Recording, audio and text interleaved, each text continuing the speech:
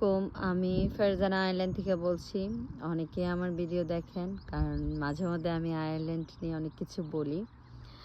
আমি তো আপনাদেরকে আয়ারল্যান্ড সম্বন্ধে অনেক কিছু বলি, এবং আয়ারল্যান্ডের উইন্টারের সময়টা যে আমাদের আসলে কথা একটা কষ্টের সময় থাকে, কারণ সবসময় বৃষ্টি হয়, ওয়েদার খুব খারাপ থাকে, এবং ওয়েদারের দিকে তাকালে আমরা মনে হয় নিজেরাই ডিপ্রেশনে চলে যাই, এরকম একটা situation. But summer time 2 month বলা যায় সামার থাকে। তো এই সামার টাইমটা কিন্তু খুব বেশি এনজয় করি, অনেক বেশি, খুব ভাল লাগে। এই যে আমি পার্কে চলে এসেছি, আমি এতক্ষণ হেঁটেছি, তারপরে যে আমি এখন বসে আছি, বসে বসে একটু ভিডিও তৈরি করছি। অনেক সুন্দর আয়ারল্যান্ডে। যদি কেউ ঘুরতে আসেন তাহলে এই সামার টাইমে চলে আসবেন।